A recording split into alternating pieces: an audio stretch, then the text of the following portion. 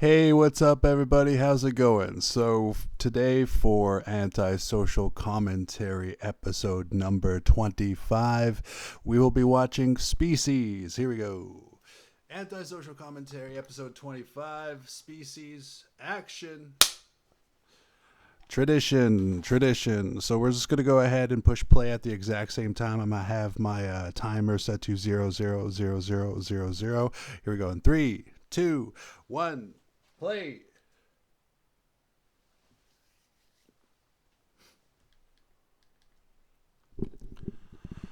Okay, we are off to the races. We got the timer is relatively linked up, and we should be seeing the same thing now if you pushed play at the exact same time when this film was on 000000.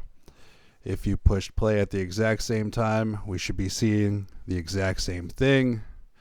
And starring the very beautiful, very gorgeous Natasha Henstridge. She's definitely one of my favorites. I'm trying to get the subtitles to work for me here. They were stuck on Spanish, and I like Spanish, but not very good at it. So we got Natasha Henstridge, like, just a phenomenally gorgeous woman, and for her to do this role overall, like, apparently she got $100,000, which is pretty cool, right? Like, in 1995, $100,000, that's like $1 million now for sure. Yeah, so it's like Natasha was 1995's Sydney Sweeney or whatever, and yeah, this is her Euphoria or whatever. I don't know. Trying to compare 2026 to 1995. But yeah, she was a huge model back then. She emancipated herself at 14 to go and be a model in France. Just an unbelievable story behind that woman's building legacy. Put this up over here. There we go. Music by Christopher Young. I have some notes about Christopher Young. Like he is a treasure, that guy. Like he's done music for like things like Hellraiser. I love the music in Hellraiser. Did music for Tales from the Hood. Did music for Rounders. Rounders is so much fun, dude. Like the poker playing movie there, like with Matt Damon and was it Teddy KGB there, John Malkovich. I try to do an impression of it. I can't do it where it's like hanging around. This kid's got alligator blood. Can't get rid of him. Right? Yeah. I try to do that a John Malkovich impression, but yeah, man, Christopher Young does the music in this movie, and he is just a phenomenal composer. And he's still giving her. Last big thing was like Sinister. Sinister is so fucking good with Ethan Hawke there. Scary as hell.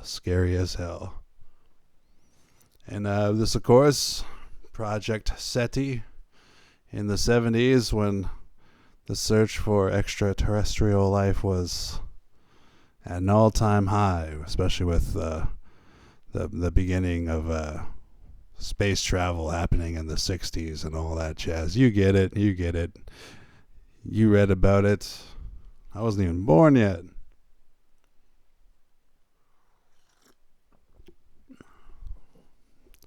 Now this movie has some sort of like the way Not Another Teen Movie was dear to me because I grew up watching it.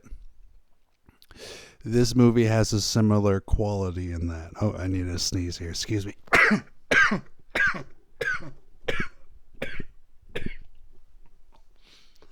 I am a multi-sneezer, multiple sneezes. That's sort of my thing. That's what I do. But yeah, this movie has a certain close to home quality in it for me. By which I mean, there was always just a copy of Species laying around the house. Like what you call it? My uncle Steve here. He loved this movie. Rest in peace, Uncle Steve. There, but he loved this movie, and the main reason, obviously, is the very gorgeous Natasha Henstridge, who right now this girl is playing the young version of. And if I'm not mistaken, that right there is the legend Ben Kingsley. Yeah, man, Ben Kingsley. I actually saw a movie of Ben Kingsley's yesterday. Like, I was going to do the movie Begonia today, but I don't have the DVD of Begonia Awe, Ben Kingsley, because like the what you call it, the tears in his eyes, because the alien appears to be a little girl, and that's fucking with everybody's mind there. Like, yeah, there's definitely one epic opening.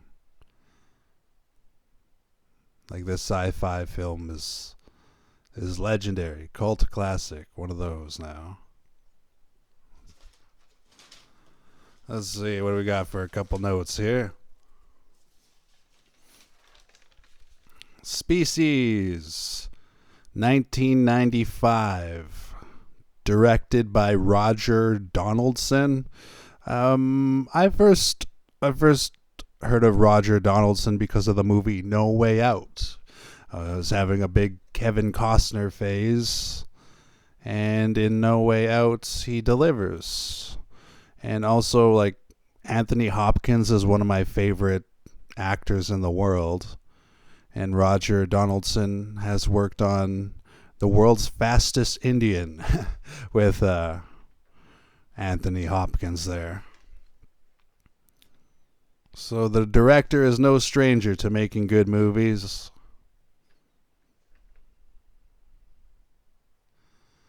And like, this whole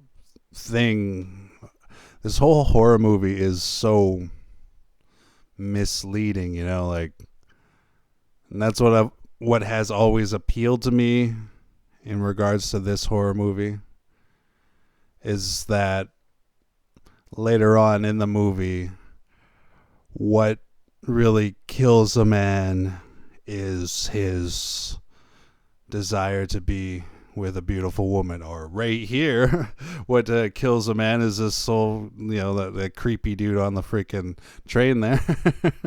But yeah, like, what really scares me is, like, Natasha Henstridge is, like, the most beautiful woman. And, like, we'll talk more about Natasha later. How about that? But yeah, like, she's just so freaking hot in this movie. I have to do a movie with her in it for sure. Let's see, a couple more facts about this movie.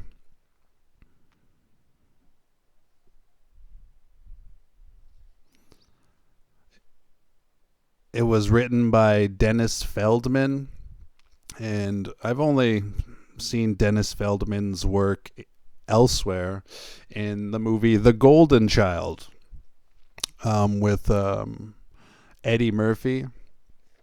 It's a pretty good movie, actually. The tagline for this Species movie, those filthy buggers. The tagline for this movie, Species, is, if you build it, they will come. I think that's a couple meanings there, but moving right along. This movie won a couple of awards. We have the Sitges Catalonian International Film Festival Award for Best Special Effects by Stephen Johnson and a Richard Edlund. And cool thing, helping make this movie is an H.R. Geiger, who is the dude who made the alien in Aliens. So like a lot of big hype going into this film, which actually inspired what's his name, Frank Mancuso Jr., who is a producer in this movie. That as soon as he said, "Oh, H.R. Geiger's on it," like it's gonna work out well. And Frank Mancuso Jr., a producer for this film, he was the guy who brought us such gems as Friday the 13th 2, 3, and like New Beginning, the TV series, stuff like that. And also the movie Fled. I like that movie there with Stephen Baldwin and what's his name? Lawrence Fishburne. Yeah, he was Larry back then. And my favorite movie, De Niro movie, Ronin. No, I'm joking. It's an okay movie, though. But yeah, dude. This movie had its release in theaters July 7th, 1955. It was in the theaters around the same time as Apollo 13, Pocahontas, Species, Batman Forever, 9 Months Under Siege 2, Indian in the Cupboard, my favorite, Mighty Morphin Power Rangers, actually that would be my favorite. But yeah, the Operation Dumbo Drop, there's quite a bit going on in 1995 around that July 7th release date for this movie. They had a $35 million budget for this movie. That doesn't even make sense to me. Like, I see it all there, and it's great, but $35 million in 1995 for this movie, crazy. A lot of this like nightmare train sequence here that's coming up here, like this train sequence. The studio kind of wanted to cut out the train sequence, but what's his name actually? H.R. Geiger, I believe it was, actually spent $100,000 of his own money to make sure the scene happens there. And that lady's just such a sweetheart there. I had to try to write down her name here. That lady, that female conductor, I think that's Esther Scott. She's just a sweetheart in this movie. And, you know what happens to sweethearts in horror movies sometimes. Right there's a reason why they won Best Special Effects there in 1995 there, Catalonian International Film Festival.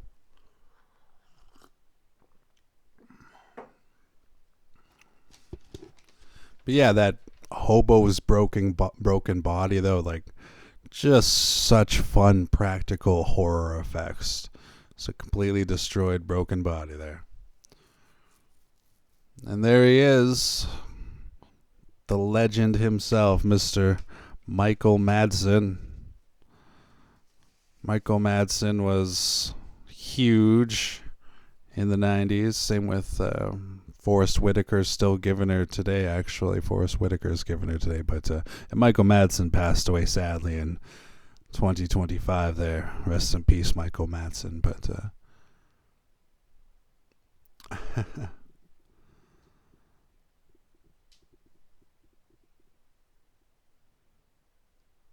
yeah, Forrest Whitaker plays something of a medium, an empath, as they call it. So cheesy, but still like a fun little horror flick.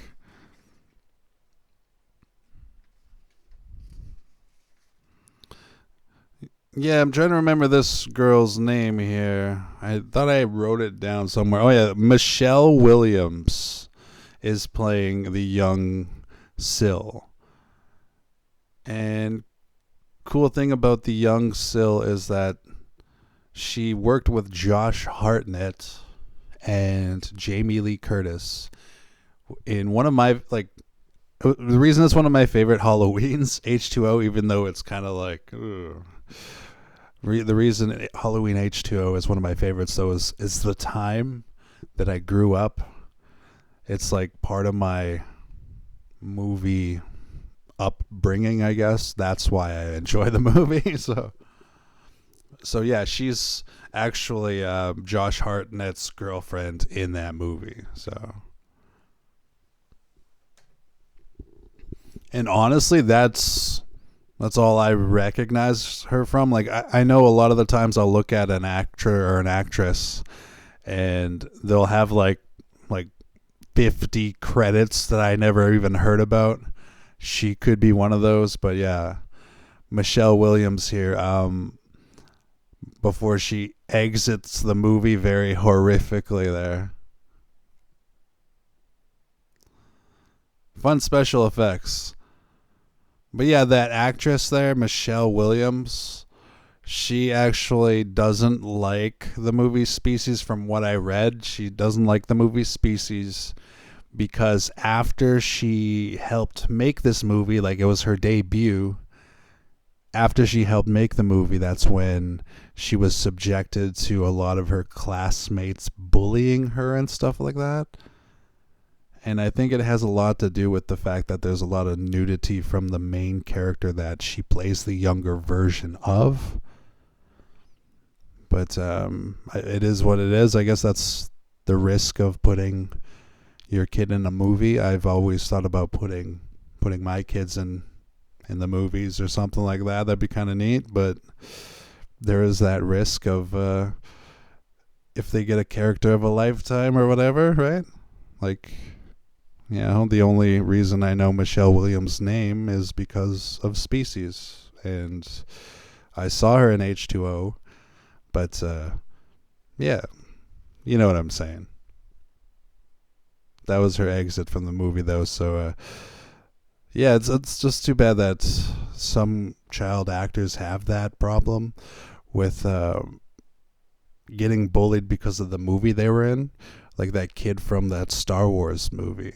The kid who played Anakin in the Star Wars movie got bullied so much that he like quit acting or something, and he hated Star Wars Episode 1 and all that stuff. But it's a tough thing to do, though. Like, you know, like all the nerds back in the day when that Star Wars stuff was made, you know, for that kid to be hated so much, like, it was just a perfect storm of the shit hitting the fan.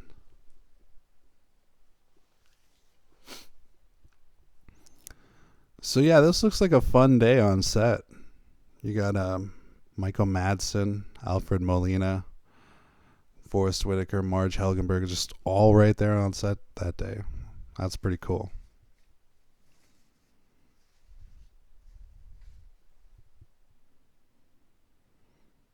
Yeah, Michael Madsen is definitely like a hero, dude. A hero. And we'll talk more about his movies later. Right now, let's do a quick shout out to Esther Scott. She plays such a sweetheart, and she's so nice to her. But there's an old 90s rule in horror movies that the nice person gets their comeuppance for being nice. And here we go.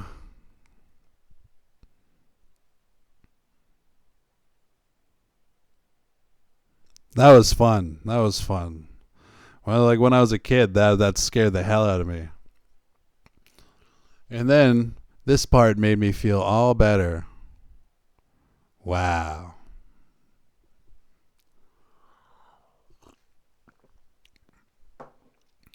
Yeah, I saw this when I was a kid.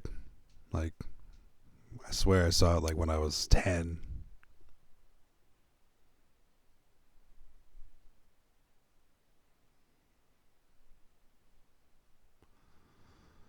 And yeah, yesterday I saw the Ben Kingsley movie, Deep Water. And it's great to see Ben Kingsley is still giving her. Like, it's 2026 and that movie just came out. And it was directed by Rennie Harlin, and you know, Like I said, Aaron Eckhart was in it. It was just okay, though. Like, just to see those old school big names still giving her, it's really cool. And for Rennie Harlan to direct Sir Ben Kingsley and all that jazz, they're like, Deepwater had some moments, but it was just too. I think there was just too many writers with that movie, man. But yeah, man, back to this movie here about aliens. Aliens. Think about aliens here. So the reason I love this movie, it's a lot like the movie The Thing, like where the monster kind of like takes a human form, or like they live, right? Like the aliens are human body snatchers, faculty, puppet masters. Yeah, like just aliens taking human form. That part is always really cool with me, you know.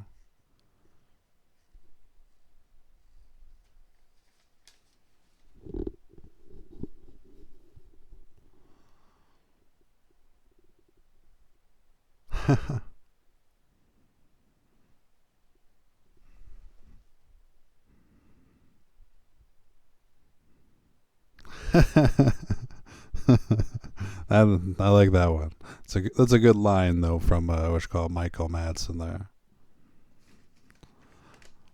So this movie, they spent $35 million making this movie, and so far they have a worldwide return of 113 plus $1 million, which is pretty damn good. Pretty damn good.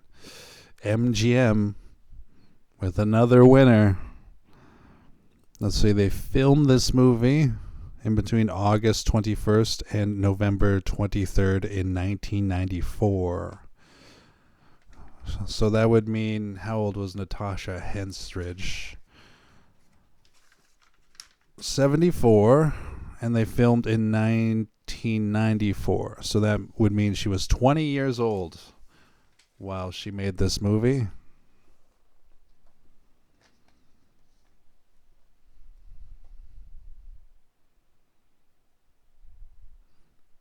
Aww. When he was like tearing up when he was gassing her at the beginning. So sad. And I love Ben Kingsley. Ben Kingsley is like a great actor. It's just like, it's ironic in Schindler's List. It's ironic in Schindler's List that he was going to get gassed, and now in this movie he's trying to gas the alien. It's I don't know where I was going with that one. Delete. But Ben Kingsley, dude, Sir Ben Kingsley, in Schindler's List as Itzhak Stern, just unbelievable performance, unbelievable. And in the movie Deepwater that I saw yesterday in the theater, like, Ben Kingsley is still a great actor. Always will be. And I hope he has more in him, you know? He's more than just the Academy Award winning actor for Gandhi, you know? He's the man, you know? He's done a lot of really good roles. Like what's a good role here about Ben Kingsley? Oh, yeah, The Killer's Game. He was good in that one. Oh, and Selfless with Ryan Reynolds. I thought he was really good in that one. He was in Ender's Game with Harrison Ford. And Rules of Engagement with Samuel L. Jackson and Tommy Lee Jones. So Kingsley is the shit.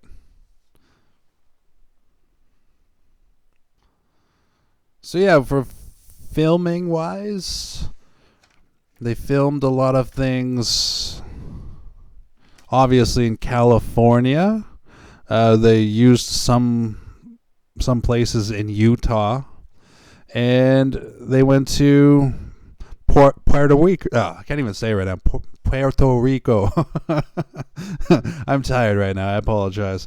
But yeah, their filming locations is pretty California made almost, but a little bit of Puerto Rico and Utah in there. And the thing about a build, she's a professional model for a reason, right? She's tall, 5'9", and just like the portions of her build is just phenomenal. Like, she just looks sexy in anything, is what I'm trying to say. Natasha Henstridge looks sexy in anything, and she looks really sexy in that train conductor's outfit, right? So that's all I was trying to say, man. What else do we got on this page here? Oh yeah, the guy who developed the alien, the H.R. Geiger dude. He directed 2 music videos with Blondie's Debbie Harry. So he directed 2 Debbie Harry music videos. The song Backfired and the song Now I Know You Know. Not my favorite Debbie Harry songs. I listened to them. I saw the music videos before watching this.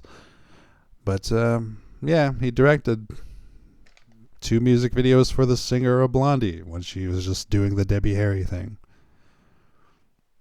Awesome. And that's everything on this page here.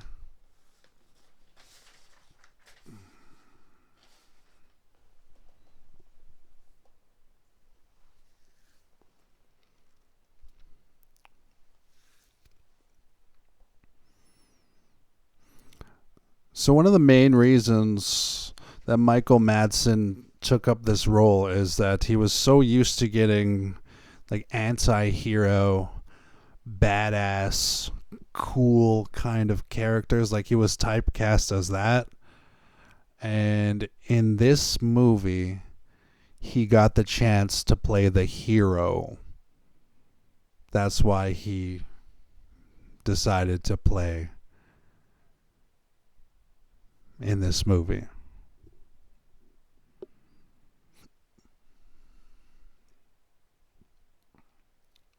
And I mean, if you hear Natasha Henstridge is involved in it, of course you're just gonna love it. You're gonna have a blast. Absolutely.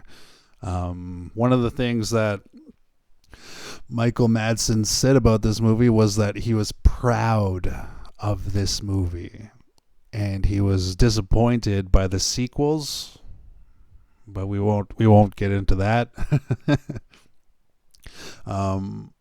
But yeah, Michael Madsen was proud of this role that he had in Species.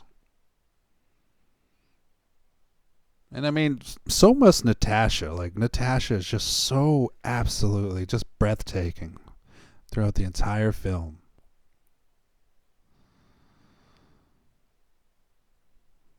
Just beautiful, gorgeous. Let's see, a couple things about Natasha. She was born August 15th, 1974. In fact, on my scene slate, I have her birthday right there, that 8/15/74. That would be August 15th, 1974. That's when Natasha was born. Cool.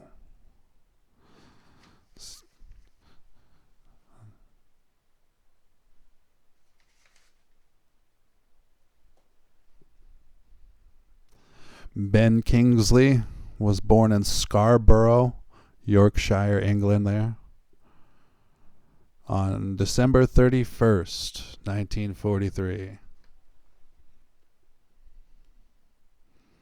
And I love Marg Helgenberger. Marg Helgenberger is awesome. Love her.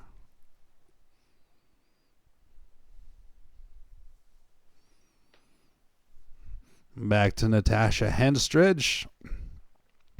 Some of her most recent work was actually in the show Fallout, which is pretty cool. I think I think Macaulay Culkin is in that Fallout show now. I think, if I'm not mistaken. Is that with like Walton Goggins and stuff like that? I have to watch it if Macaulay Culkin's in it. And if Natasha Henstridge is in it as well. I'll check it out for sure. House of Abraham was fun. Another Day in America. Vote for Santa.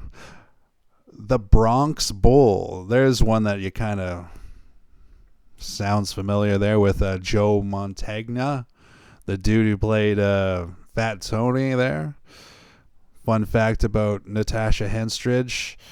She was born in Springdale, Newfoundland, but she lived in a trailer park in Alberta when she was a kid, and she emancipated herself when she was 14 to become a model in France.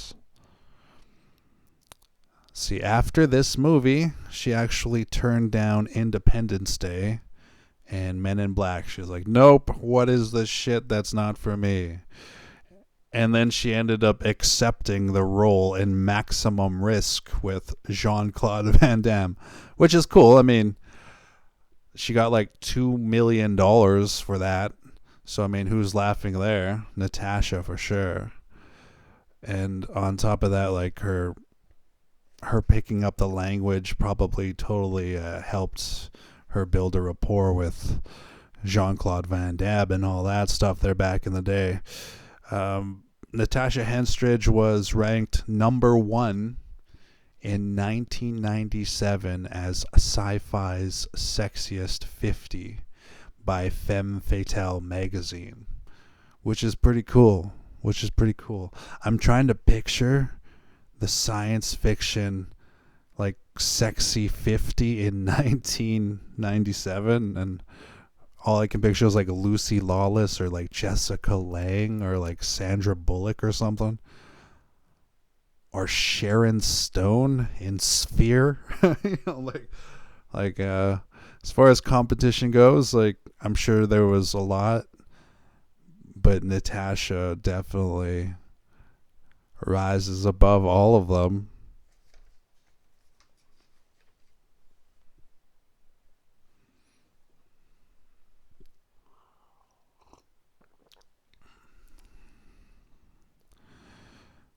Now this part here, I think he volunteers just a little bit too quickly with what we know.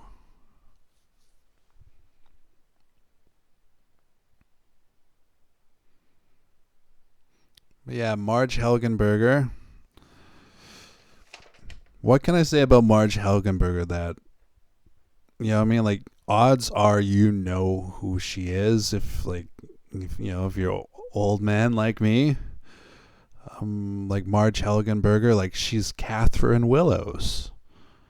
She played Catherine Willows for like 265 episodes of CSI, Crime Scene Investigation, the original one, like the best one. She was on that one, dude. And I'll tell you the truth, I watched every episode of CSI until Gil Grissom left the show. As soon as Gil Grissom left the show, that's when I was like, I'm good. But Ted Danson and Larry Fishburne did a good job. It stayed on TV for a reason. But yeah, the Gil Grissom days, that was my favorite for Marg Helgenberger.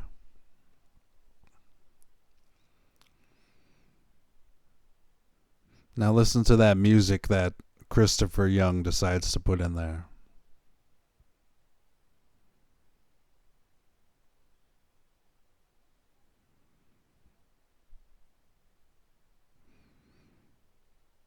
That little tapping and the build up. Hell yeah. I love the effects in this movie. I mean, so did a lot of people. I mean, it won a couple of awards for the effects, right? Like, it won the Catalonian International Film Festival Awards, and it won the Universe Reader's Choice Award for Best Makeup. That would be special effects. They're not makeup, but it still is pretty spooky looking.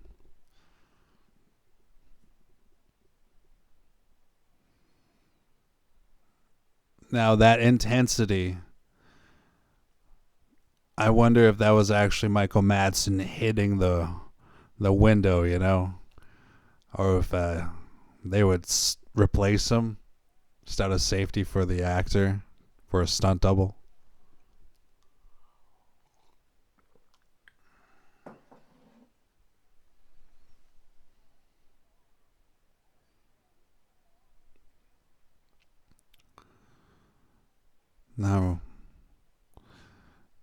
Now right there, everybody kind of starts getting the sense of how expendable they are in regards to the containment of this creature that could start towards the end of the world, basically, right?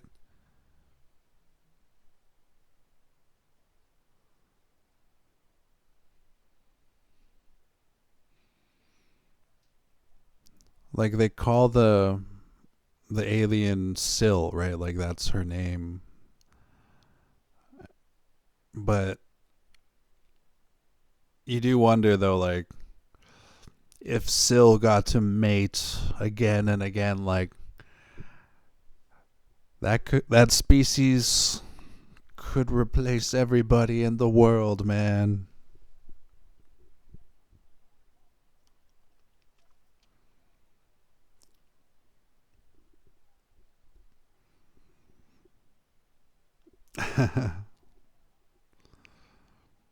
Yeah, man, that Forrest Whitaker. He's a hell of an act, that dude there. Forrest Whitaker was born July 15th, 1961, and he actually won an Oscar for his role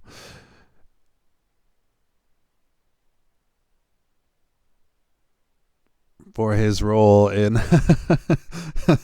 wow, for his role in The Last King of Scotland in 2006. Let's see, it was in Big George Foreman and a couple of other cool shows and movies. Like, we'll talk about them later. Back to Natasha here.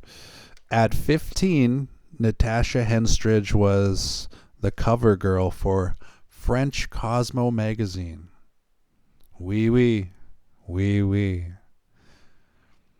And while she was doing that, she was also doing commercials for Olay, Lady Stenson, and Old Spice. So, yeah, she did the circuit for, being the talented model that she is. And in my eyes, she has proven herself as a very talented actress as well. Now, this part is unfortunate. Like, unfortunately, she is a survivor of the era where Harvey Weinstein was in power, and Weinstein was abusing his power, to get favors from his actresses and stuff like that. And Natasha Henstridge was unfortunately subjected to some of the advances of Harvey Weinstein. That's sad as hell. And also, she was subjected to the advances of Brett Ratner, where Brett Ratner, like, literally, according to Natasha, Brett got in the way of a door, and Natasha was trying to get out of the room or whatever, and, like, Brett Ratner was like, suck it. You know what I mean? Like, it was just god awful. And, like, it's just, there really is a curse for being beautiful, is what, like, like what I've seen with Natasha Henstridge, Like I'm beautiful, so I have to put up with a lot of hard stuff every day. No, that's joking. But no, it's like it's just it really is a sad issue that fellas, we owe beautiful, gorgeous, just sexy women, like just so amazing. She's so hot. We owe our women better than that, fellas. Like for Natasha to be subjected to Harvey and Brett Ratner, like that's crazy, dude. That's crazy. But yeah, man, she is so gorgeous, so gorgeous. My favorite roles of hers would have to be the whole 9 yards and the whole 10 yards with Matthew Perry and Bruce Willis and Amanda Peet. She's really good in those. Oh wait, my favorite though, I'm a huge fan of John Carpenter, fellas here. Like I'm a huge fan. Like ladies and gentlemen, John Carpenter is one of my heroes. So like for Natasha Henstridge to star in a John Carpenter film, like that's amazing. She's in Ghost of Mars. Loved her in Ghost of Mars. And if I'm not mistaken, if I read this correctly, she was supposed to replace, or she did replace Courtney Love. So apparently it was supposed to be Courtney Love and Ice Cube in the movie Ghost of Mars. Something like that, which is pretty wild. I'm going to have to do an episode where I talk about Ghost of Mars. But, yeah.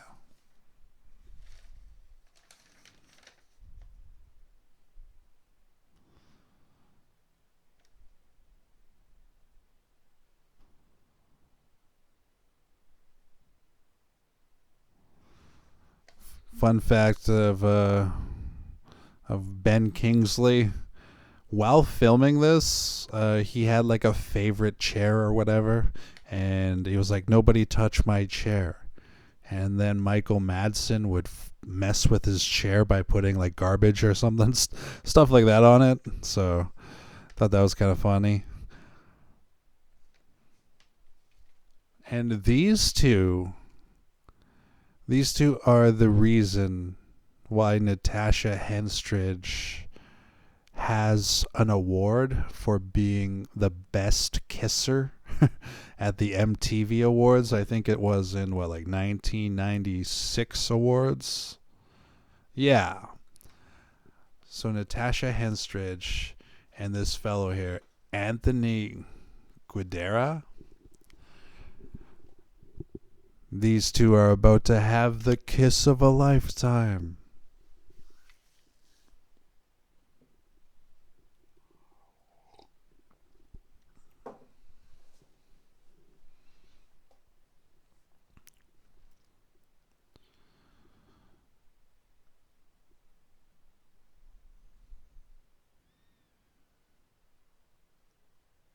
There it is, ladies and gentlemen.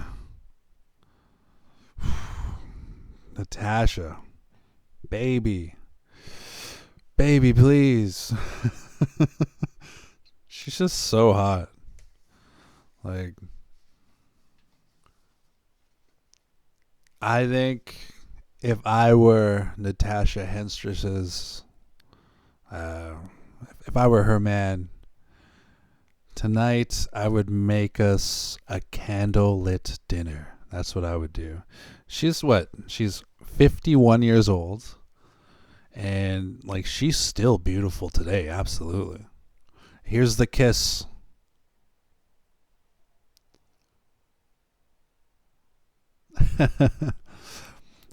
That style of effect, the kind of kiss that they do, it kind of reminds me of Tales from the Crypt, Bordello of Blood. That was a old school 90s flick that I really enjoyed. Pretty raunchy as well there. A couple of nice images in that movie, to say the least. And yeah, like another really good kiss in that movie. And just an all-around fun movie. That Bordello of Blood, that kiss reminded me of it. The kiss that won that MTV award for best kiss of 1996. I still think that's really cool though, like just to have like a best kiss award like that. In the movie that I did before this, Mia Kirshner ended up kissing this one woman who was what you call it. She ended up kissing this one woman in Not Another Teen movie, and that wound up with her like being runner up for Sean William Scott and Jason Biggs in American Pie 2, which won that award. So it is pretty cool that they have that award for best kiss.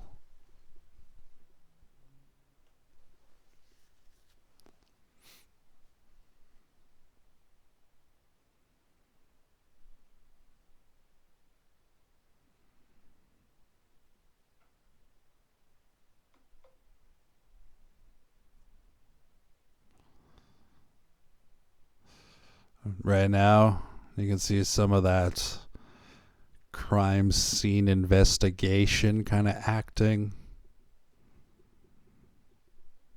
Right? Like, it's like Marg Helgenberger is like being Catherine Willows.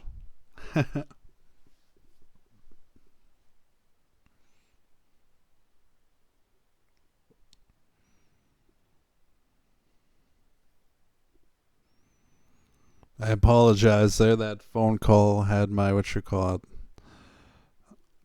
because like I was supposed to work a little bit later on tonight, but I didn't expect them to call that early. So there's an hour of this movie left. I'm going to try to get through this podcast first, and then after that, then I'll call work. But if work calls one more time, then I'll pick up the phone and take the trip or whatever it is there. But yeah, right now that's what threw me for a loop and why I'm trying to get back into the flow here. But yeah, dude, we got Forrest Whitaker there. Cool thing about Forrest Whitaker, he was in a movie called How It Ends. Now, the movie itself, not the greatest. How It Ends is pretty cheesy. It has some moments in it. It's kind of fun sometimes if you're about the end of the world or whatever. And he's in that with Theo James.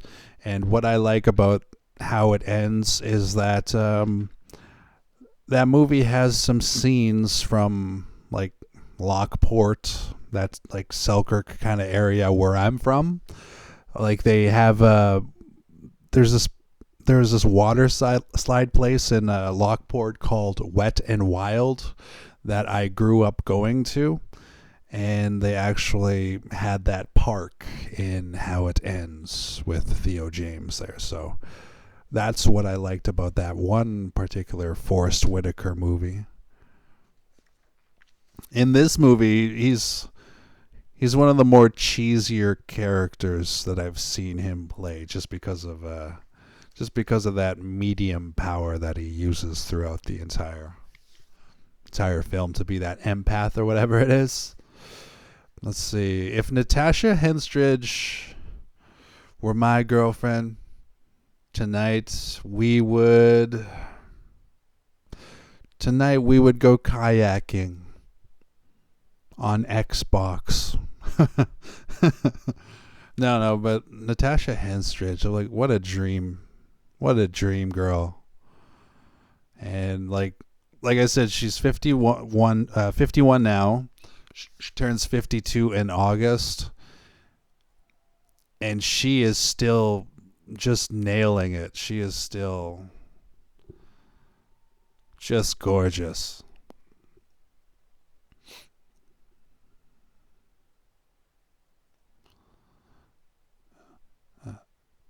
And yeah, that's so fucked up that that dude hits her with his car and then just bails out. But yeah, man, if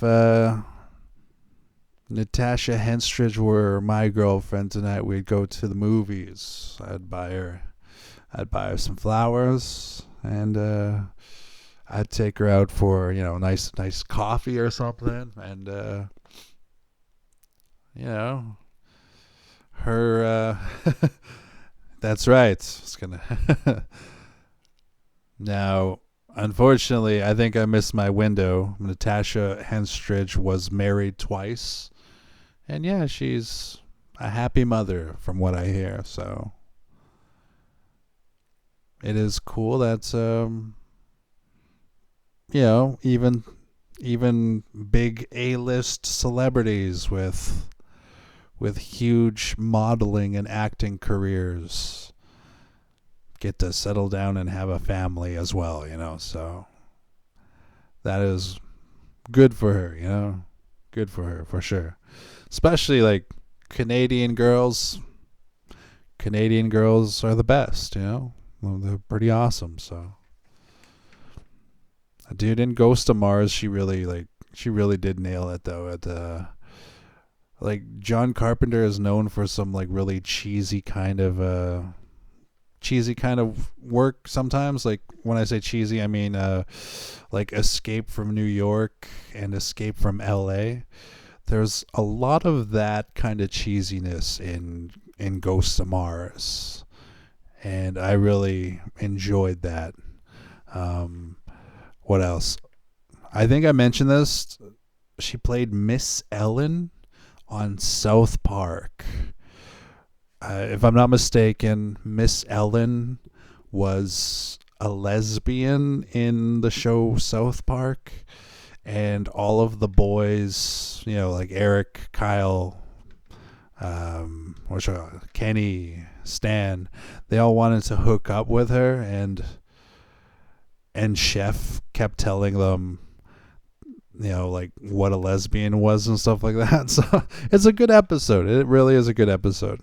Go check out that South Park episode if you haven't already seen it.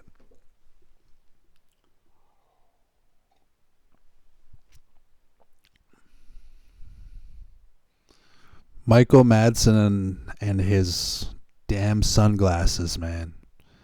Looks cool in sunglasses in that in Reservoir Dogs there. When he's talking shit with Harvey Keitel. It's like, are you gonna bark all day, little doggy, or are you gonna bite? And then Harvey Keitel, excuse me, mind repeating that? Yeah, man, fucking what a legend. Couple of legends in this movie for sure, man. Ben Kingsley, right? Yeah.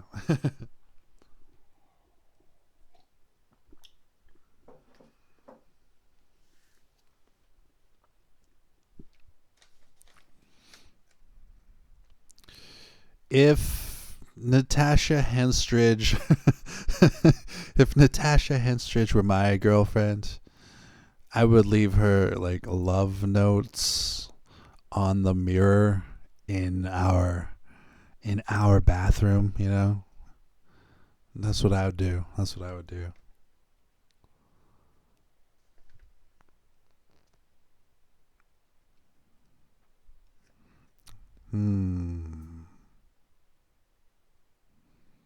She was in the movie Vote for Santa, and her middle name was Tanya. I think that's pretty much all I got on Natasha Henstridge here.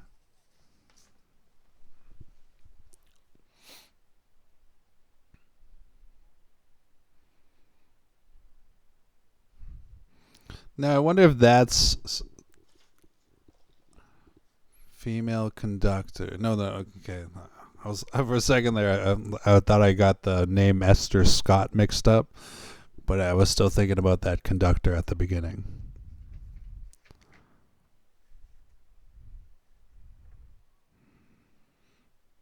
Let's see. That is a Chevy Caprice, 1994 Chevy Caprice.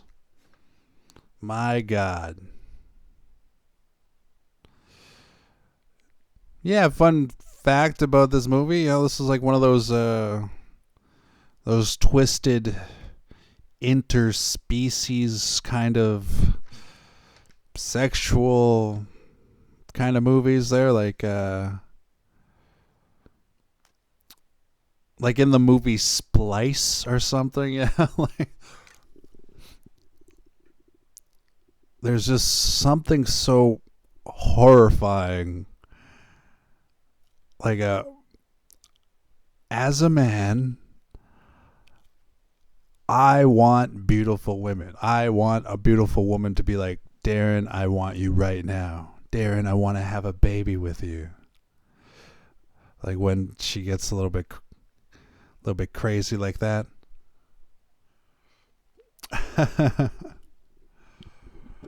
Like that's the kind of woman that I want. You know what I mean? Just like super quick, super fast.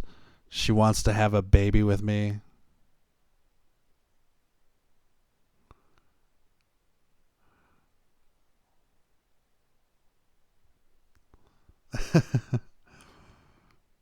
But yeah, like deep down, like that's the kind of woman that I want, right? Just like perfect 10, just absolute gorgeous knockout of a woman. Just look at her. Look at her.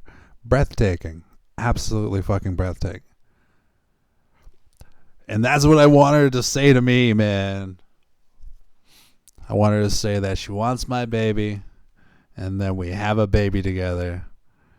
And we're either best buds that raise it together forever, or we're a family, and one or the other. That's what I want. Yeah, alien too. Yeah, but that's what's so terrifying, is that every guy. Well, I guess not every guy, but like every guy wants a Natasha Henstridge to be like, take me now. Take me now. And I wouldn't be able to say no. You know what I mean? Like, if she was all over me and like making out with me, trying to like just like get that baby out of me the way that you know, the way that the alien does in the entire movie, like if there was that, I wouldn't be able to say no. I would be gone. Definitely. And that's what appeals to me in this horror universe, this science fiction horror universe here of Species, is that the next time you go to a bar, it could be a humanoid from outer space just trying to use your body to impregnate hers, and then she's gonna kill you like a black widow spider right afterwards or whatever. Like that's terrifying. That's like Jeffrey Dahmer for straight guys. Like that's pretty terrifying, dude. That's pretty terrifying. Absolutely. And worth it. It might be worth it. It might be worth it. We'll talk more about that later. But would it be worth it? I don't know. We'll talk more about that later, and I'll tell you why. But yeah, back to Michael Madsen. Dude, he was great in Grand Theft Auto 3 as Tony Cipriani. Nobody messes with Tony Cipriani. There's like some woman or whatever. I love you, Tony Cipriani. Just like such a classic video game. Such a classic video game. I wonder if he got the role in GTA 3 because of his gangster role in Donnie Brasco as Sonny Black or whatever it was.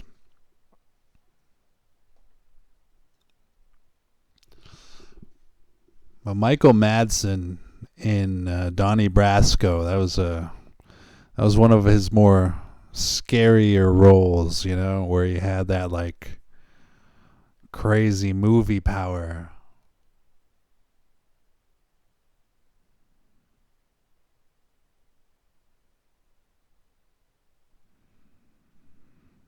The empath should have been able to feel her. Maybe he did. Now that Alfred Molina dude that just walked out of scene there, like, honestly, Dr. Otto Octavius, that's like where I know him. Like he's in a ton of like smaller roles and stuff like that. He was in Boogie Nights. He was in one of my grandmother's favorites there back in the day. She really liked the movie Lady Hawk, like the fantasy of the lover turning into the hawk during the day or whatever, and the guy turning into a wolf at night. She loved that idea and all that stuff. So like Alfred Molina has a lot of good roles, but honestly, just Dr. Octopus, Dr. Otto Octavius. That's it, man. That's it.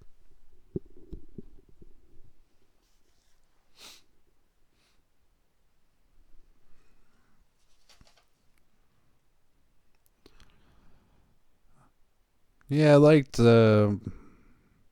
I liked Ben Kingsley and Shutter Island.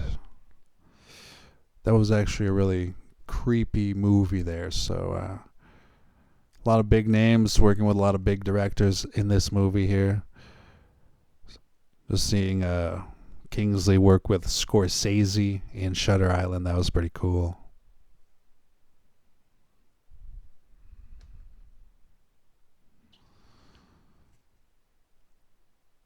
Lip reader, like Tom Cruise in Mission Impossible.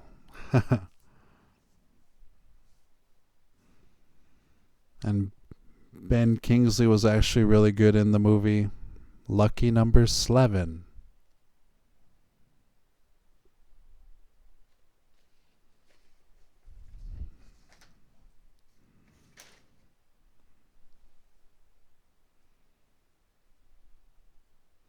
Oh, I thought I wrote down what kind of van that was.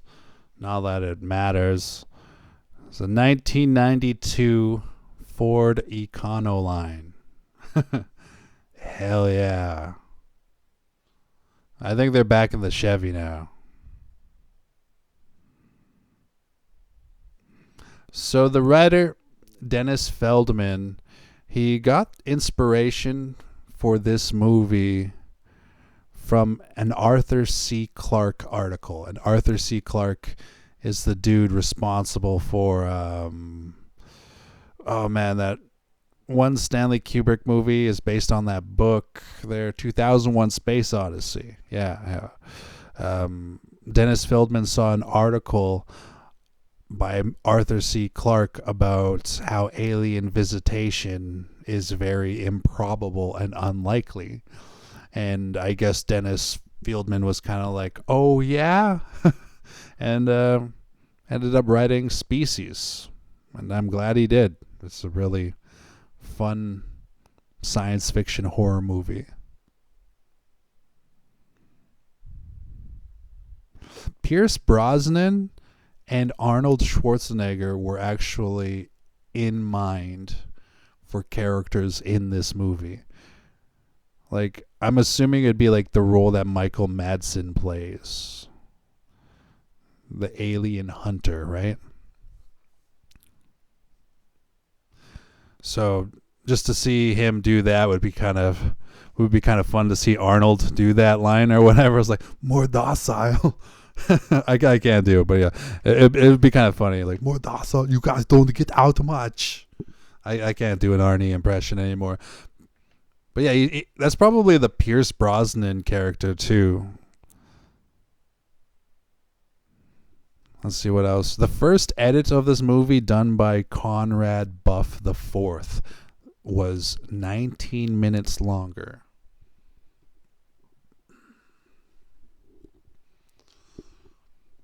So somewhere out there is a version with 19 more minutes.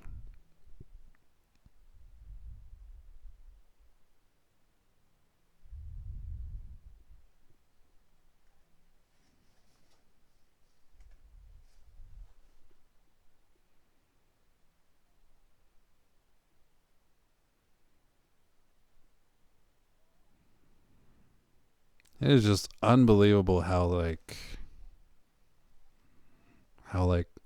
perfect her face is, like each side.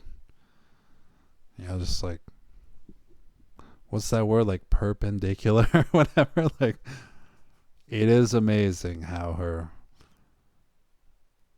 like, there's that Tom Segura bit where he's talking about meeting a model and how it just kind of like meeting a model in real life completely fucks with your entire reality kind of thing. And honestly, like, they did this movie so well that you can see like just the perfect 10 knockout that Natasha Henstridge is.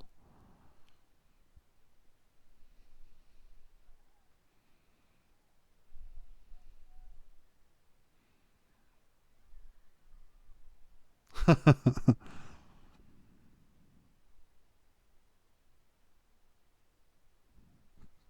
lot of good horror cheese in this. Love the way how she's doing that as an experiment. And it just shows you how, no empathy or sympathy whatsoever for humanity. This creature doesn't give a fuck about anybody except itself. To the point where it's like, I wonder if it has like a lizard brain or a bug brain. I think it's more like a lizard brain, like that sociopathic, like, I just gotta eat and fuck, like kind of thing, dude. But yeah, magic was in the air, ladies and gentlemen. Magic was in the air for this $35 million movie. $35 million, and Natasha Henstridge only got $100,000 for this role, where she bears all. Thank you. Thank you for your service. You know what I mean? Like, thank you, Natasha Henstridge, for just sharing yourself with the world. If Natasha Henstridge was my girlfriend, I would take her to a nice hotel in Niagara Falls. And you know what? We would just go sit around the falls, and we would just hold hands standing up, or I'd hold her while we're sitting down watching the falls. Yeah. If Natasha Henstridge were my girlfriend tonight, I would take her to a concert, like somewhere around the world or whatever. Like, we'd go see Bring Me the Horizon, or somebody that she would absolutely hate, probably. Which reminds me, Bring Me the Horizon is coming soon. That's pretty cool. In September, I'm hoping to get myself a ticket to go and see that. Little bit of deathcore, emo, screamo stuff. Not bad at all.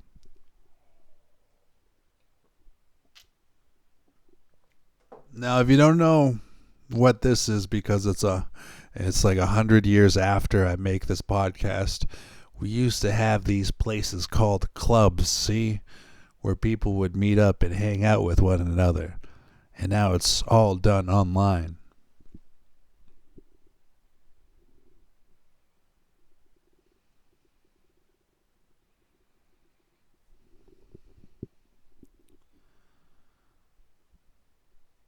Yeah, man, Forrest Whitaker in The Twilight Zone.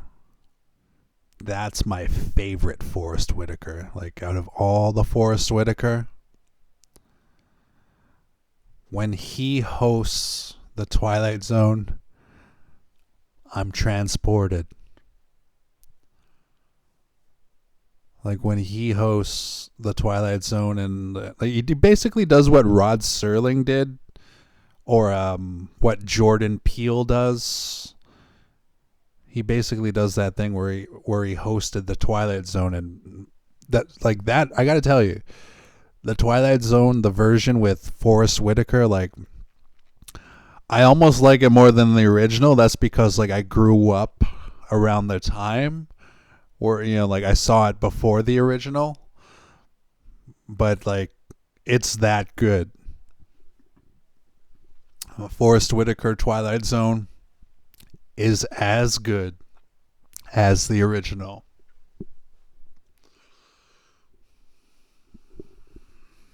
And actually, so is Jordan Peele's Twilight Zone. Jordan Peele's Twilight Zone actually has a really good episode at the beginning there with Kumail Nanjiani, and it's about being a comedian and how everything you say is owned by the people after you say it as a comedian. And that's the first episode of The Twilight Zone by Jordan Peele. Go check it out. Go check it out. Like, the Jordan Peele Twilight Zone is so fucking good. And speaking of Jordan Peele, dude, I had no idea that him and Chelsea Peretti were, you know, in cahoots together. I had no idea that they were like married or whatever it is. Like that's awesome. That's awesome. Was that the kid that she had to leave Brooklyn Nine-Nine for to go have a baby? Like if they have a baby together, like that baby's going to be like the funniest, talented baby, you know, in Hollywood or whatever, you know, like Jordan Peele and Chelsea Peretti. They're both hilarious. And poor strange lady.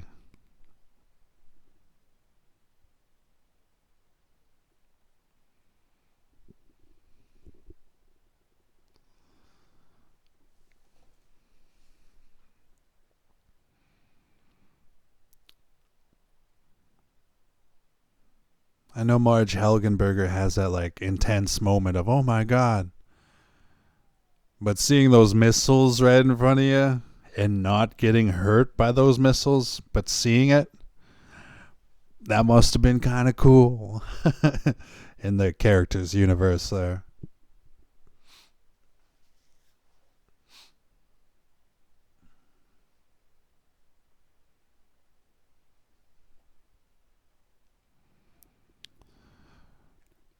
Xavier Fitch or the alien? Who is the real monster in this movie? Obviously the alien, but like metaphorically, the alien's just doing what its biology tells it. And like metaphorically, the way Ben Kingsley, you know, just the way, like, it's not that he used the mercenaries or whatever, just the way he kind of approaches that whole thing. It just comes off like he might have sociopathic qualities of his own, even though he was crying when the alien took the form of a little girl and it was fucking with his head or whatever there. But it does have a feeling of, who is the real monster?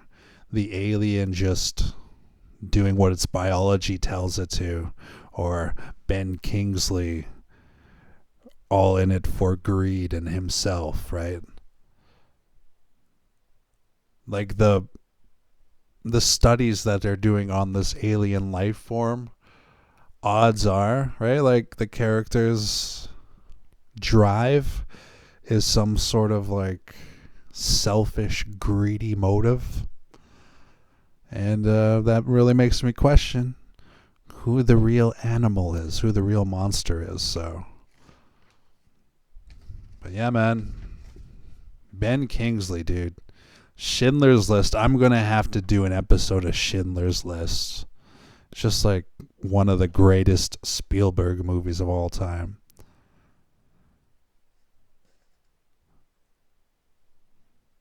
And Michael Madsen, dude, Free Willy. Fucking loved Free Willy when I was a kid growing up. Now it's sad because like you see the killer whale is like owned by the studio or something. Yeah, man. Michael Madsen did a lot of old school like B movies as well, like Piranaconda, a combination of half piranha, half anaconda. Hell yeah. And I actually want to see this movie called Not Another Movie. That's what it's called. Not Another Movie. I kind of want to see it because it has that like parody stuff, and Michael Madsen's in it. I'll have to check it out. Michael Madsen was actually in Scary Movie 4 as well. Pretty funny role in that one. I liked his role as one of the detectives in Sin City when he was acting with Bruce Willis. They're like, there will never be another Michael Madsen. And while we're on the subject of him acting opposite Bruce Willis in Sin City, there will also never be another Bruce Willis. Bruce Willis is going through a hard time right now, and like it just seems like the updates from his families, like from his family for Bruce Willis, it seems like every update gets a little bit worse and worse. And right now they're preparing for the worst when it comes to Bruce Willis. But I just want to say, like, in Sin City, him and Michael Madsen together in Sin City, so good. So good.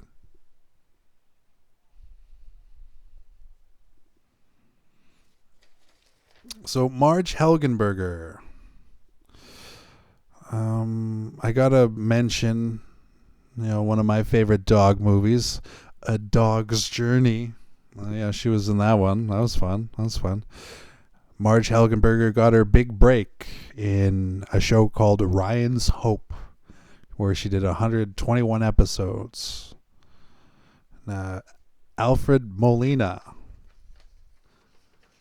Dr. Otto Octavius there. I liked him as the doctor in Identity. He's a pretty good actor. He was in Magnolia, had a role in Boogie Nights, Raiders of the Lost Ark, and Alfred Molina is actually a very successful voice actor as well. So yeah, cool, man. Just a lot of big names in this one here.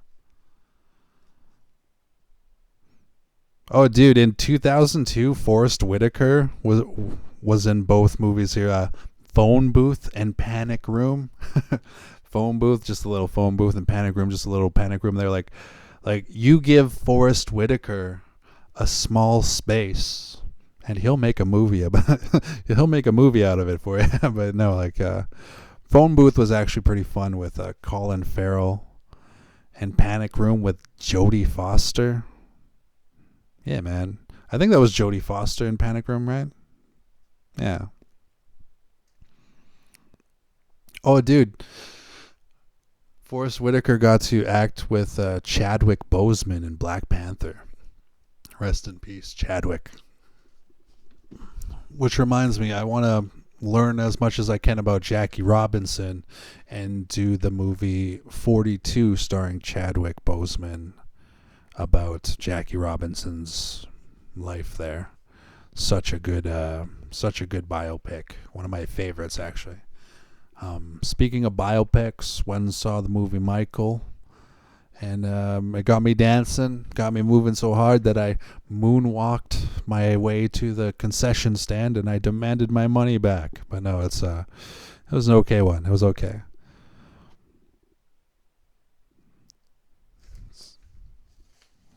And yeah, man, Michael Madsen.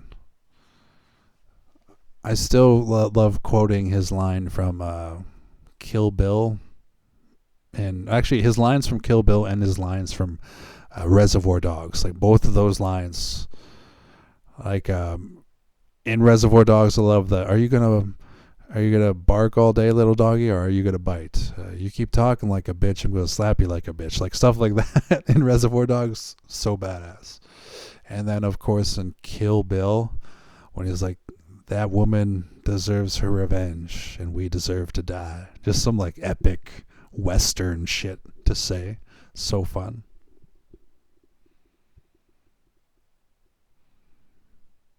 And the way Natasha turns all red there, that's so hot.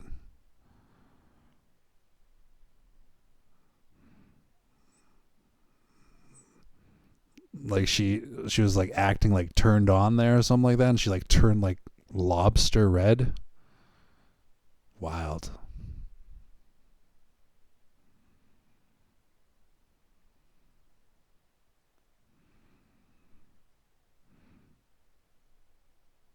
Imagine realizing you're that beautiful. Like, she became a model at like 14 years old and like moved to France to become a model. Like, apparently at a very young age, Natasha Henstridge saw that she was developing nice and early, nice. And apparently right away she saw the power that her female body has towards the opposite sex there, and right away she noticed it right away, to the point where she emancipated herself at 14 to go and become a model. Like, it's mind-boggling. That's like what a legendary modeling story, to recognize you're that beautiful at 14 and follow through on that career. And she did it. She pulled it off. Like, that right there. I gotta get a Natasha Henstridge autograph if I can, if I can. Like, that's a beautiful picture. That's a beautiful picture. But I would love to get a real autograph one day. That would be really sweet.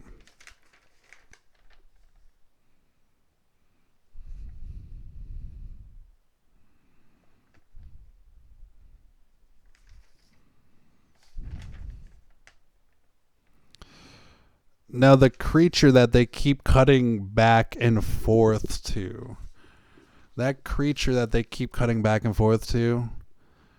inside of the suit is a woman named Dana He. So I'm pretty sure it's a woman, Dana. But now right here. Oh my God. Wow.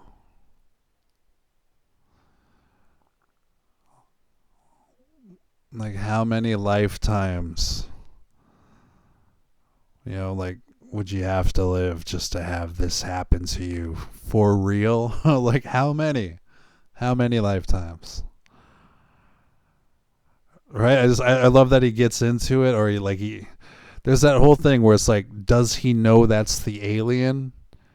Versus, does he care? Like, his sex drive could get in the way of, like, this is the alien. You know what I mean?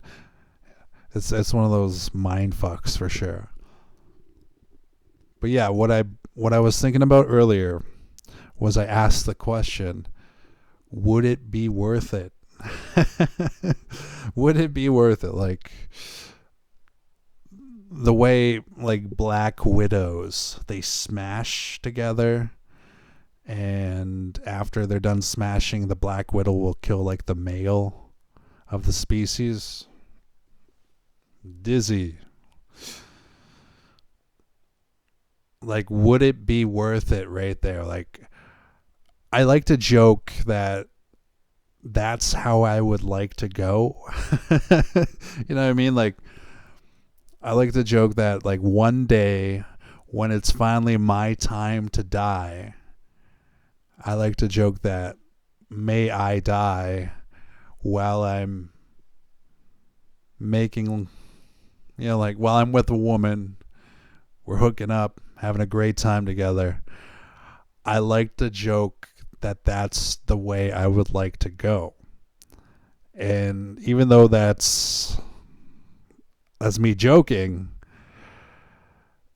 in the universe of the movie, the guy's getting the best lay of his life with who he thinks is the hottest chick ever, Natasha Henstridge. Is it worth it? Is it worth it to become like is that DNA mine? You know what I mean? Like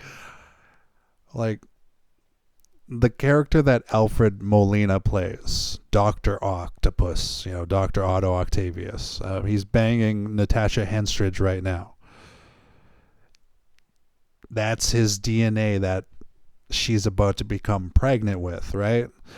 So it's like on some really weird, like, interspecies, larger than life grand scale. Is it worth it to fuck Natasha Henstridge and then to be killed by her? To be killed by her only for your son to live on and be in species 2? You know what I mean? 2 and 3. Which, by the way, Natasha Henstridge, part of her contract was that she returned for the sequels that didn't do too well, right? But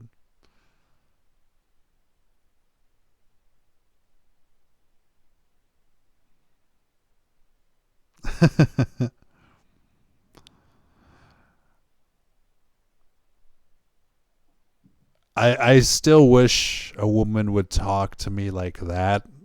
You know what I mean? Like, I'm cool with it if a woman talks to me like that. And there you have the downfall of Dr. Otto Octavius. No!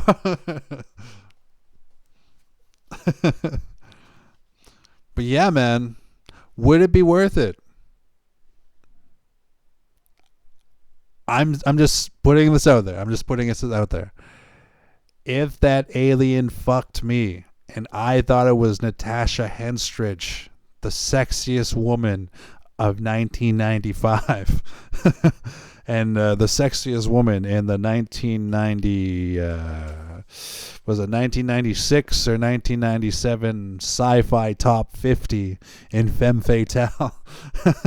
If she did me and then killed me, but then we had a son together, a part of me might think that's worth it. Like if the son went on to make an entire race of aliens that were half me to self-aggrandize for a moment, I would be on board with that. I would be cool with dying for that kid to exist and to carry on the DNA. You know? That's all I'm saying. So would it be worth it? I think so. I think so. It wouldn't be pleasant.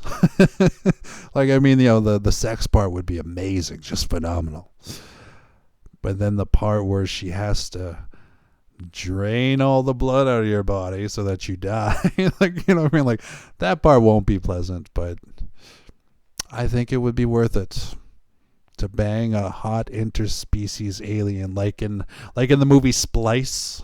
You know what I mean? Like, yeah, it would be worth it if that alien looked like Natasha Henstridge and that alien reproduced me. Worth it. All right, enough about that.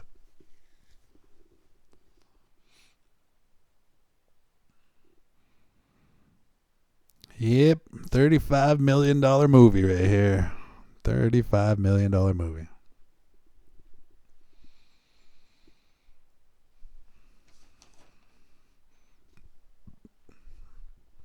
Now, when it comes to Marg Helgenberger, One of my favorites that I have to mention before this podcast ends here in a couple of minutes is the show Tommy Knockers. Like, it's a mini series in 1993 that Marg Helgenberger did with Jimmy Smits and what the heck was his name there? There's that Jimmy Smits and Tracy Lords. That's all I can remember right now. So Marg Helgenberger, Jimmy Smits, Tracy Lords, and there was a Carradine in there.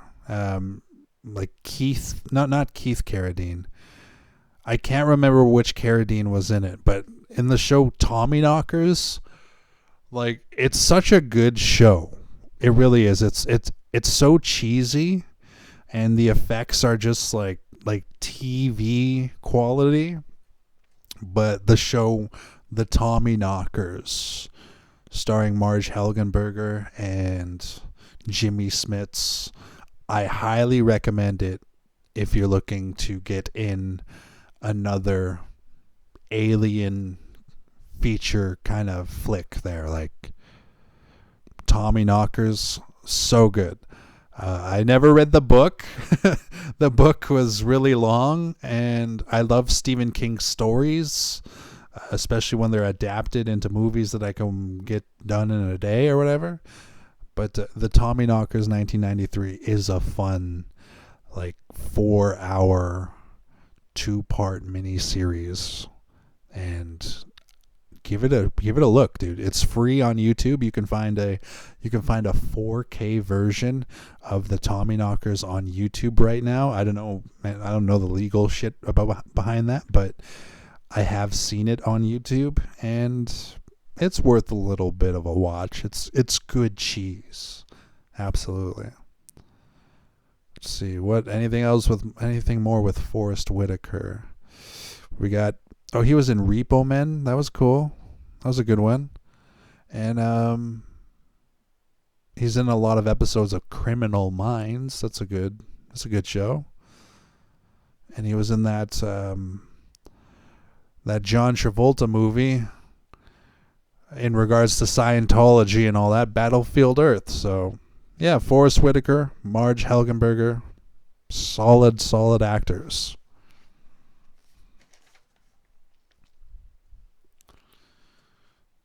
No, it's Jack Stern. Schindler's List. That was his character. Ben Kingsley just got killed off there, sir. So when you heard the creature screeching, that creature, the voice actor for the creature screeching is a Frank Welker. And apparently in a couple of interviews, Frank Welker said that his voice was strained from doing the effects here of the alien. Which, by the way, the alien is portrayed by Dana He.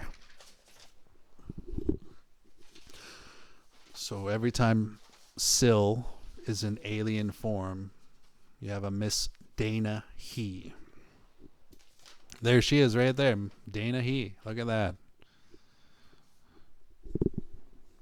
But yeah, the costume effects, like that's from that Geiger dude from the Alien movies, that H.R. Geiger.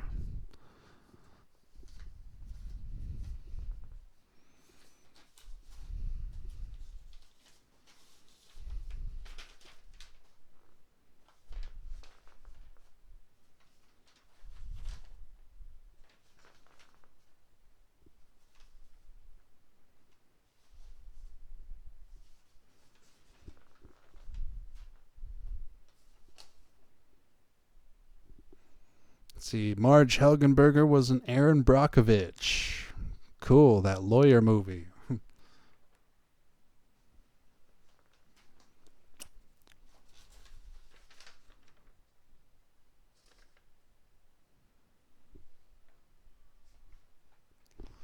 If Natasha Henstridge were my girlfriend right now, I would take her to a comedy show just so I could hear her beautiful laugh. Okay, that was so lame.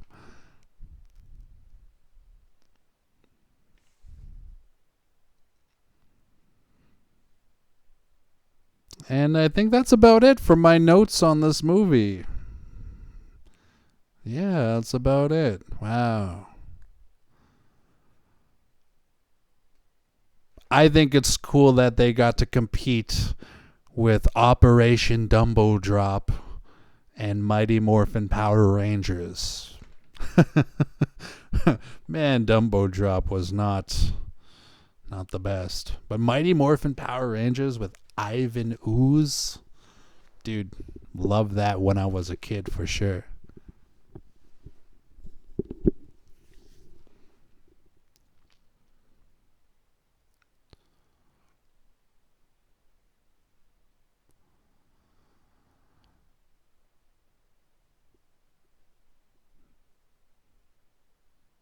Yeah, this story though, it's like it's always stuck with me just because like just the lethal hot chick, right? Like femme fatale, right? Like that basic instinct kind of Sharon Stone killer or that fatal attraction kind of thing mixed with everything horror and that Frank Mancuso Jr. hopping on board, giving it that like slasher flick feel to it because he worked so much with Friday the 13th and stuff like that.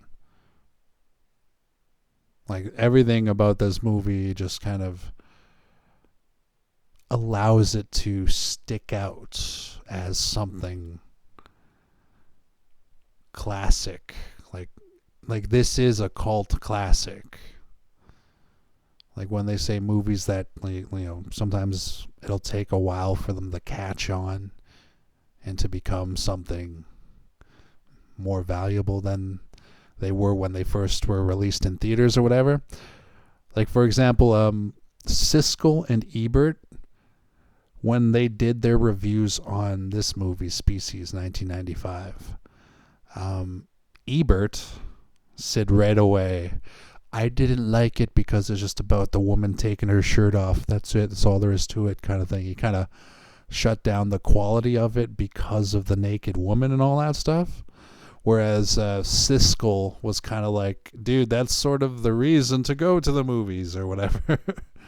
But overall, what is captivating about this film for me is just the fact that like a beautiful woman can trick me. Like if there's a woman as gorgeous as Natasha Henstridge right in front of me wanting me, how could I say no? It just doesn't make sense to me. Like, how could I say no? There's no way in my right mind that I would say no. And that's what terrifies me about this movie, Species. And that's why I decided to choose it for Antisocial Commentary, episode number 25. The sequels kind of or whatever. It's good that Natasha Henstridge came back for number 2.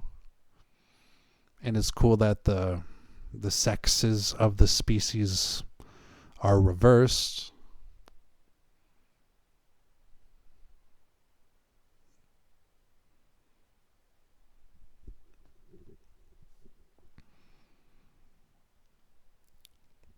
But yeah, the way that Michael Madsen said that he's proud of his work in Species.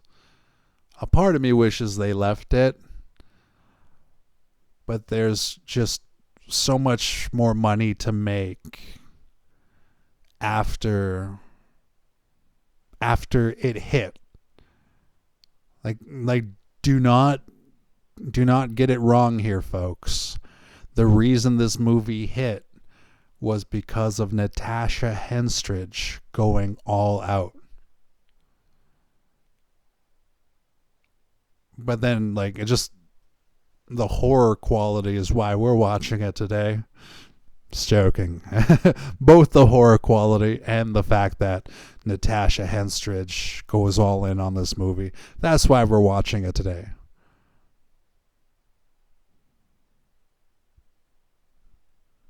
Now, even though some of the parts there were a little bit like cheesy computer generated graphics or whatever, I really do like how Frank Mancuso and the director and the writer and the effects people, like how they're like, we want it more real, so they elected to use more practical effects than special effects is what I'm trying to say.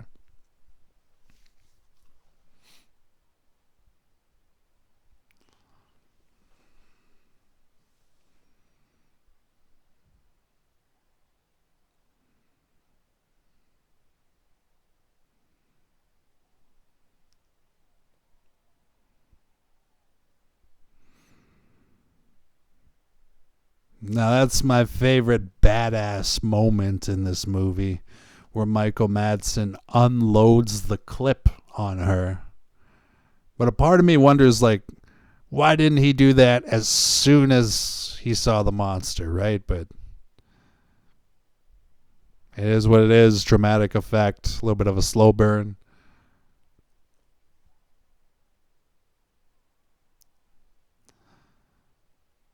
And then the creature's last stand. If I'm going down, I'm taking you with me. Here it comes. Here comes the one-liner. The one-liner.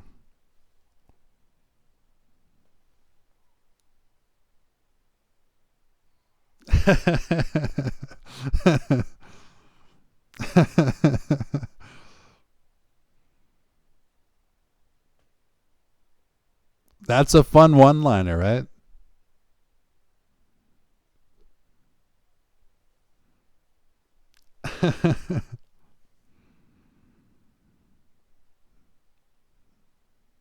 That's a fun day right there, man.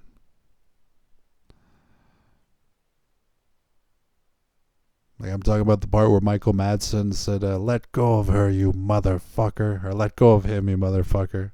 Whatever it was there, that. The one-liner.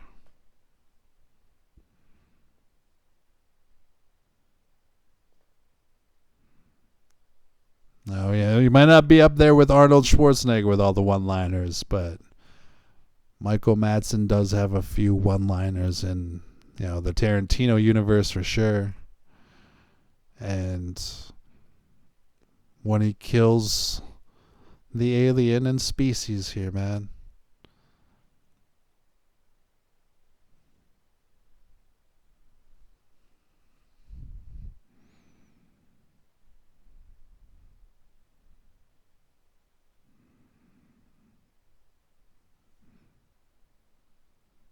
Yeah, I love that look that Madsen gives the fire. Almost had like a feeling like the empath should have had. Like something's off here. I don't think we've seen the last of this thing.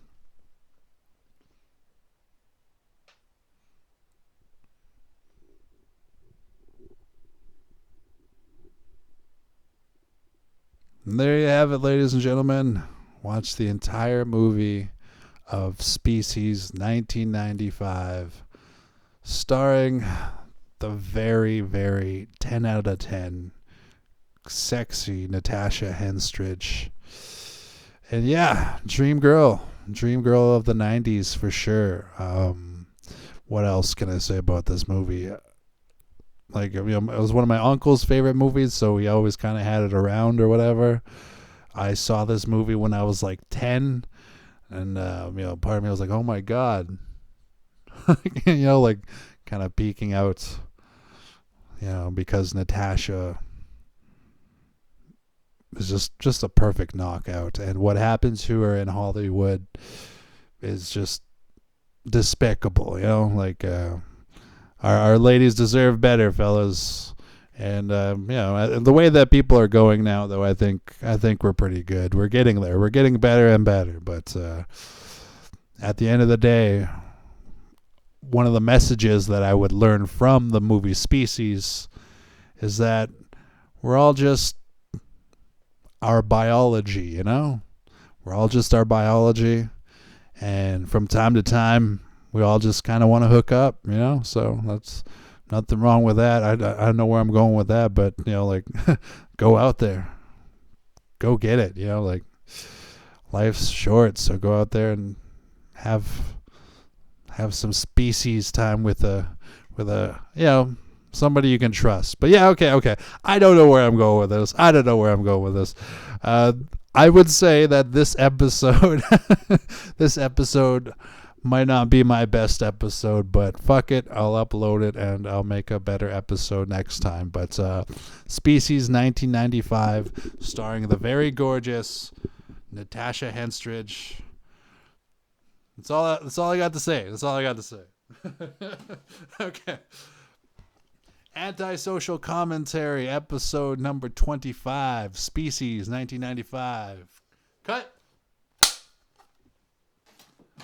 Thank you for watching, everybody. Cheers, love, respect.